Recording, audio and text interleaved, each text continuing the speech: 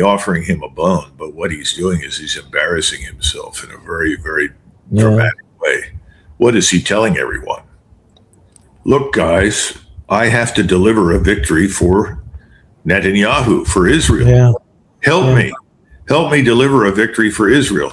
Why would anyone in the Middle East, any ruling elite of any kind, want to do a damn thing for Israel? Israel has already said everyone in the region except for them is Amalek. They've declared themselves, superior to everyone. They're waging a war for Jewish supremacy in the Middle East. That's what they're about. We are helping them. They couldn't murder people in Gaza. They can't kill people in South Lebanon without us. We are the enablers of all of that. So the question comes back once again to Donald Trump. Are you president of the United States or what? President Trump, what is in the interest of the American people? Well, if he asks that and answers it honestly, we have an interest in peace. Do we want to be the pariah in the world? Because when you travel around the world these days, whether it's in Europe or you go to Canada or even down into Latin America or across Asia and Africa, who is held responsible for what's happened in the Persian Gulf? Iran? No, we are. So if you're the president of the United States, you want to correct that mistake as quickly as possible and end this tragedy. So where's the debate? That's number one. Number two, he needs to think about what's going on at home in the United States. The potential here for unrest, given what the things that I cited to you in the economy, where things are headed, is very serious. Lenin said, and it's probably hyperbolic, but he said it nonetheless, every society is 3 meals away from a revolution. Well, he wasn't completely wrong. We have not yet felt the effects of what's been happening in the Persian Gulf on the scale that we will. In other words, there's a lag time between what happens now and the real effects in several months. And my Can he turn things around? If he ends this quickly, could he turn things around before it's too late still? It's going to be tough. It's going to be very hard. I think he's going to have a tough time doing it. But at this point, it's no longer about him. It's about the American people. It's about the fragility of our economy, the vulnerability of the financial system. He's got to focus here on those things, because if he doesn't, it's ultimately going to bring him down. He's not going to be voted out of office because he failed to destroy Iran, because he failed to capture the Strait of Hormuz. That's not going to get him. But what I told you earlier about inflation, about the economy, productivity falling by 20, 30, 36%, that could kill him. That could kill the government. And it's worse than that. Nobody seems to understand. If you go back to the end of World War I, certainly from 1917 until the war ends, that's about 15 months from the middle of 1917.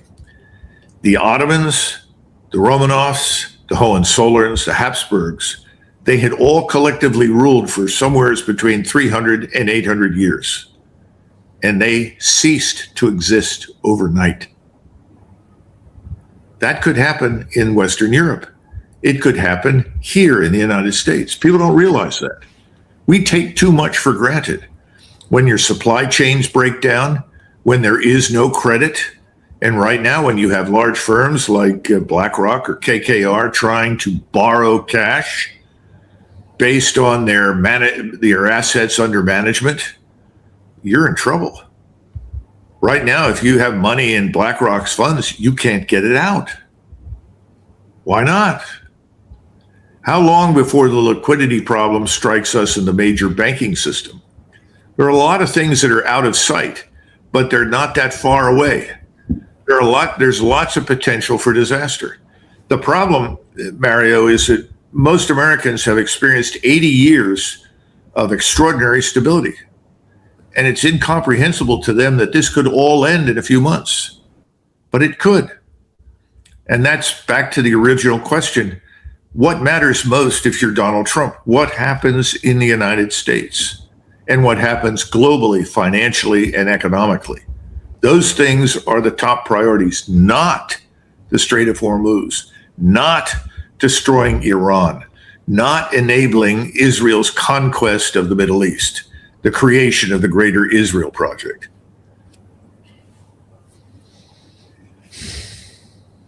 Yeah. And the consequences of this war are insane.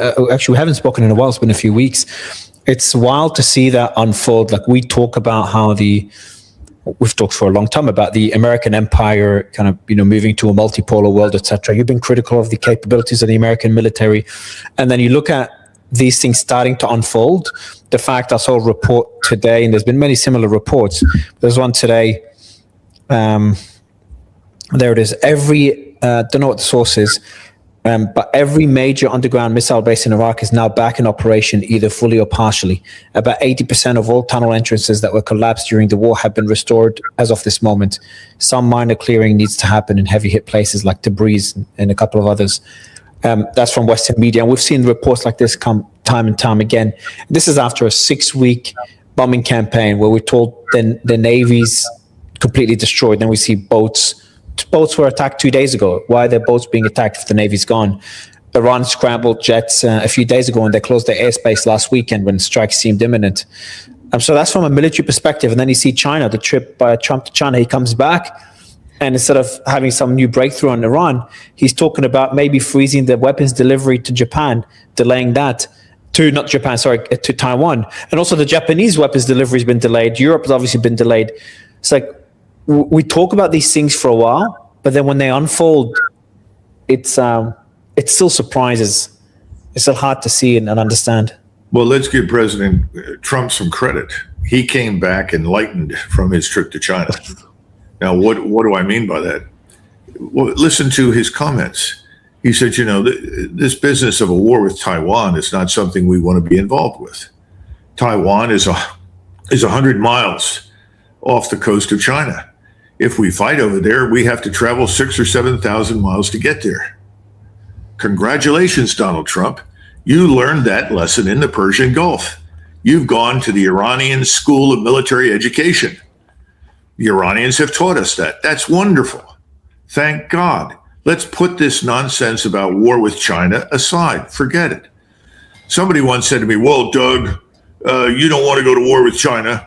So if the Chinese go to war with us, where do you plan to meet them? And I said, where we can win. And they said, well, where's that? I said, how about the middle of the Pacific Ocean? Because that we could win. That's what our fleet can do very, very well. The problem, Americans don't completely grasp this. They never have. But they have to, because we have no strategy. If you have no strategy, anything's possible. If you have a strategy, then things become difficult. And a lot of things are not attainable because you have a strategy. You recognize that's not strategically attainable. And no armed force can do anything. In other words, or everything. Right now we have dropped great tonnage of explosives on top of the Iranians. But it has no effect because you don't exploit it on the ground. Strikes only create temporary paralysis. It is during that state of temporary paralysis when the ground force sweeps in, destroys what's left, consolidates the victory, and establishes a new status quo. Well, we can't do that. We'd have no army. I'm sorry, but when you only have 450,000 men by the standards of history, that's not an army. That's a gesture. Who are we kidding? Russians have an army. They have over 1 million men now under arms in the Russian army. That's a real army. We don't have a real army. Now, I'm not saying that we should go out and try to recruit 1 million people into the United States Army, but we have to recognize what's real and what isn't, what's possible and what isn't. So we can't exploit whatever strategic advantage we achieve with the strikes. So this is not Iraq. We can't simply rush across the border with a few hundred tanks and aircraft and march straight into Baghdad. It's impossible. Can't be done. So you're not going to pull that off. Nobody explained that to Donald Trump. He doesn't understand it because he has no background in it. And sadly, none of the military people really made it abundantly clear to him because we've bred generations of yes men at the top of the American military establishment. So keep those things in mind. At least he's figured it out. with China, and I think he now understands he can't do to Iran what he wanted to do. So he is looking for a way out, but it has to be something that avoids personal humiliation for him in his mind. My worry on Taiwan is the reasons he said it. It seems he's, instead of walking away from Taiwan because strategically it doesn't make sense and doing it right, he's throwing Taiwan under the bus at a time when he already looks very weak, and just for the wrong reasons, because the munitions are depleted, etc. So for me, it's like he took the right step for the wrong reasons. I don't agree with that. Of course, I don't see China, mainland China, as the evil empire. In fact, if given the opportunity, the people on Taiwan will vote themselves back into China. That's where it'll go. If you take time to try and understand the Chinese, and that's not easy, and I don't claim to be a Chinese expert, but people in China and people in Taiwan both share the same ultimate goal. They all want to live in Singapore. Now, what does that mean? It means exactly what I said. They are willing to live in an environment that is far more restrictive and by our standards more oppressive than anything in the West. But they're willing to do that because their preeminent goal is what? Prosperity, security, order. These are the things that are most important to the Chinese. So if we step away from this Taiwan craziness, the idea that we should go to war on the basis of this island's independence from China, I think we're going to see it all work out very, very well. And we have to stop thinking that the rest of the world all wants to live like us. It doesn't. It just doesn't. No, I agree with that. What I'm saying is that the Taiwan thing fits into a broader problem, which is the U.S. military is in a really bad shape. We saw the munition stockpiles, weapons delivery has been delayed, not only Taiwan, but Japan and Europe as well. And you're talking about how the emergency reserves of oil as well have been depleted.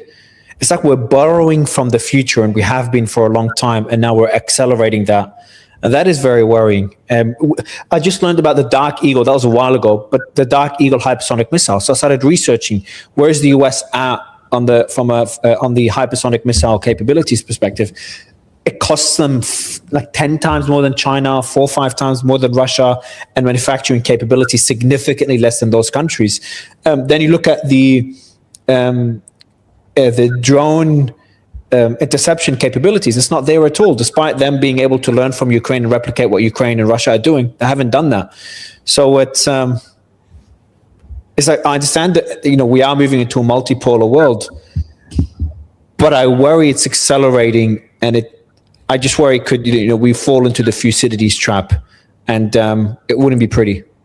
Well, Mario, I wrote a book called Breaking the Phalanx. It was published in January 1997. I wrote it in 96. It was one of these books that at the time stirred up a great deal of interest. The first people to translate it out of English into another language were the Chinese. And the Chinese adopted a great deal of what I put into Breaking the Phalanx. It then became popular in other areas. However, inside the United States, it was not very popular. Certainly not with the Army, not with any of the armed forces. Now, there was a chapter where I tried to discuss what I thought could happen in the future. And I was talking about a war that would happen, say, in 20 years. This is 1997 when it came out. And it talked about naval forces, a fleet offshore from the Persian Gulf in the Indian Ocean. And I talked about men in pickup trucks with cruise missiles on the back of the launchers, parking the pickup truck, getting out of the pickup truck, disappearing, and then people inland, miles away from the rocket launcher, essentially launching the missiles and then guiding these missiles into ships. And they were trying at the time to attack a large aircraft carrier. And the person who was guiding this, in other words, steering the missile, mistook a marine amphibious carrier for one of the big carriers. So they succeeded in sinking the marine amphibious carrier. Well, you cannot imagine how many people were angry about that. particularly in the Navy and the Marines. Oh, you're wrong. You can't do that. That's out of the question.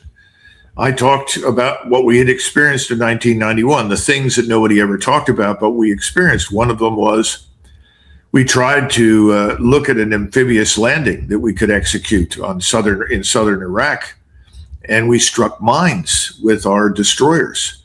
And any notion of an amphibious landing was immediately off the table. Forget it. There are mines out there. Well, there may have only been 10 mines or 15 mines. It didn't matter. There could be 500 mines. The fact is, there's a mine there. We're not going to go do that. So then the question is, well, if amphibious forces are this easy to defeat, whether you're using cruise missiles or you're using sea mines, why are we wasting so much money on them? Well, that's where we are. We have been wasting huge quantities of money building more exquisite versions of what we had during the Second World War. And that's what everybody likes. And everybody on the Hill likes it because that sends the money to the usual destinations in their states. So that if you're in Texas, what are you interested in building? Well, you want F-35s, you want helicopters. If you live in, say, North Carolina or Washington State, you're probably interested in something else. Do you understand what I'm saying? Yeah. The point is that nothing of substance really changes. And then, of course, you tell yourself repeatedly for 80 years, we're the best. There's nobody better than us. Or don't be ridiculous. I spoke at the Army War College and I talked about other armies, and one of these Army officers was very offended by me. So I'm a lieutenant colonel, I command a battalion. I've seen these other armies, they're nothing compared to us. And at the time I was trying to tell him that the Russian military was not a paper tiger. I was trying to tell him about different standards of discipline, different ways of doing business, different tactics, different technologies. We are very full of ourselves. We are now paying a terrible price for it. And it's back to projecting onto others what we think is appropriate or inappropriate, right or wrong, instead of looking objectively at what's happening. And that's why for a fraction of the amount of money that we've spent with the use of satellites and downlinks to hundreds of platforms that fire missiles at unmanned systems, Iran has denied us access not only to their country, but to the Persian Gulf. And unless we're willing to knock down satellite arrays, unless we're willing to go in and systematically find, once we've knocked down the target arrays where all these things are located, we're not going to win. So what do? We leave. But you can't just leave. And I remember being told that so many times by so many people. When we went into Iraq in 2003, there was no plan to occupy that place. We didn't want to occupy it. Dr. Wolfowitz and his gang wanted us to occupy it. And he recruited Cheney, and they went in to see not Donald Trump at the time, but President Bush. Said, let's occupy it. You know what they said? They said, Mr. President, we have an opportunity in Iraq that was greater than anything we thought. Iraq was far weaker than we anticipated. We can build the first Arab liberal democracy in the world from the ground up, and it will be friendly to Israel. So we've been smoking crack cocaine on a routine basis in Washington everywhere. This is the ultimate outcome. This is the penultimate demonstration of our stupidity, our ignorance, our arrogance. We're at the end of this process. I don't know what comes next, but I do think that everyone should look very, very carefully at what happens inside the United States, what happens inside France, inside Germany, inside Great Britain, and other countries. I think we are on the verge of unrest on the scale of the 1848 revolutions. The difference is that the regimes that were challenged in 1848 were still strong and they were still viewed as legitimate. Increasingly, the people in Europe and here in the United States no longer view the institutions of national governance as legitimate. How many times do you hear an American say these days, it doesn't matter who you vote for, you get the same outcome over and over and over again. That is a very, very dangerous observation. Now, take away food, take away fuel, take away jobs, what do you get? 10% of the American population spends 90% of the money inside the economy. Yeah, the inequality is crazy. That's what you call a recipe for revolution. Yeah. Ray Dalio's been warning a lot about this. It's like my next question is, how will the Gulf look like? And what you're saying is, Mari, that's not where you should focus. This has gone beyond the Gulf now, and this is going to hurt the American consumer or the American system that we've all depended on. And like the what he said, like people talking about, it doesn't matter who you vote for, you'll get the same policies. I remember I had a guest 2 days ago who was Trump's lawyer, who's now very critical of Trump after the Epstein files and the Iran war. His name is, he told me, he was going through how every year since he was born, the U.S. has been, Robert Barnes, the U.S. has been in a war. And, it gets you thinking. It's like, why? It doesn't matter who you vote for. And Trump was like the epitome of someone that's going to end wars. He's promising to end the Russia-Ukraine war in 24 hours. We all knew his political, him gaining political points. But who would have imagined, Colonel, that we'll end up stuck in Iran? Like, I'm sure you warned of it, but like to this extent? Yeah, well, never underestimate the stupidity of your political leaders and your senior military officers. I mean, you got to be frank about that. I mean, I knew this wasn't going to work, but I do admit that I think it's gone on longer than I thought it would. I would have thought that more sober minds would have prevailed earlier and reached some sort of, face-saving agreement and beat feet out of the area. I would urge everyone to think in the following terms. There was a revolution in Russia. The first revolution in Russia brought a man named Kerensky to power. Kerensky was a social democrat. And Kerensky had an opportunity to lead Russia out of the war and in new directions. He wasn't interested in killing the Tsar. He was not interested in destroying the institutions that had governed Russia for hundreds of years. But he was tempted by the Allies to stay into the war with promises of lots of gold and support and assistance. And 8 months after he took over, he was replaced by someone else who promised to end the war. And that man was Lenin. And Lenin ended the war. Mm-hmm. My advice to everybody involved in this travesty in Washington is end the war now. Don't tempt fate. We are not as concrete in our character as everyone thinks. Our society is more fragile than everyone thinks. Our civilization is more fragile. This business of destroying other people's countries, that's sheer insanity. We need all the civilization we can get on this planet right now. The last thing we should be interested in doing is destroying anyone's civilization, most of all our own. And that is arguably what's happening. And it's not yet noticeable, but it's going to become much more noticeable in the months ahead.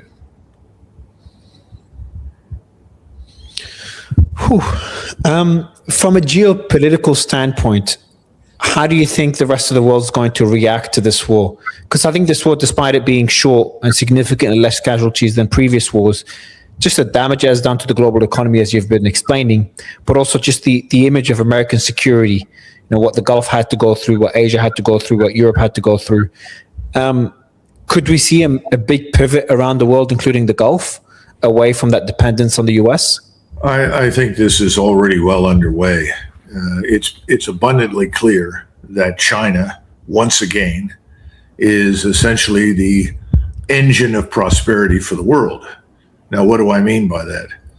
If you go back over the last 5,000 years of history, certainly for the last 2,000, with the exception of, I would argue, the last 300 plus years, the wealth produced in China was the greatest concentration of wealth on the planet. 1492 changed that. Suddenly, there was another source of wealth. It was in the so-called New World, in the Western Hemisphere, in inexhaustible quantities of gold and silver, new crops, potatoes, corn. Suddenly, Europe's focus, Africa's focus, everything went west, away from China and India. and away ultimately from the Ottomans. That's over now. The shift is moving in the other direction because the great concentration of wealth and technology and so forth is no longer in the West, it's in China. And so you're seeing the world move almost like, magnetized minerals towards the great magnet, China. And people are upset by this in the United States, but there's good news. China is historically not a martial country. China historically does not invade other people's countries. In fact, the last time they tried something, it was in Vietnam. It ended very badly for them. The Chinese are not inclined in that direction. The Chinese already see themselves as living at the center of the world and world civilization. Why would they want to go anywhere else? So that's not all bad. And there's an opportunity for us, instead of seeing this as a great threat, to learn from this and to change course, to chart a new course into the future. That doesn't have to be hostility to China or to anyone. That's the great advantage that we always had. We were always this society that was blessed because it sat between two oceans, and it could not be dragged into everybody else's wars and misfortunes. And as long as we lived that way, we were very successful and very prosperous. But we discovered that we could influence the outcome of wars in ways that benefited us financially and economically. And we thought that that was an invitation to garrison the world and shape it to our satisfaction. It's turned into a nightmare. We need to get out. Just as the British needed to get out of India, we need to get out of all these places where we currently have forces. It's time for us to move in new directions. Yeah. President Trump can do that, but I don't see him doing it. I think we're going to end up being thrown out of Korea, out of Japan, out of Germany, out of Italy, about everywhere on the Eurasian continent. I don't see any evidence that we are going to put forces back into the Persian Gulf. As a final question, I always like to ask you that, to speculate based on the information we have now, beyond the economic impact this could have on the US, what do you expect to happen in the Persian Gulf, which we've kind of talked about, but also Russia, Ukraine? And we've got Cuba as well. Do we expect a Venezuela-like operation in Cuba? Here we are. And Russia, Ukraine, is there any hope there that Trump could end that? I think what we're going to do is eventually we're just going to leave the Persian Gulf. That's what we're going to do. We're certainly not going to pay reparations to anyone. We don't have the financial strength to rebuild everything. If you're sitting in the United Arab Emirates, Qatar, Bahrain, or I guess I should say Qatar, or Saudi Arabia, the people with the wherewithal, the financial wherewithal to rebuild things are sitting in Beijing. They're not in New York City or Washington or London. So I think that's the direction things are going to go there. It's a natural outcome of this stupid war. We essentially waged war against ourselves, all on behalf of Israel. The question is, can we finally divest ourselves of this Israeli problem that infects our government, that causes us to do stupid things that are antithetical to our national interest? That's another internal question.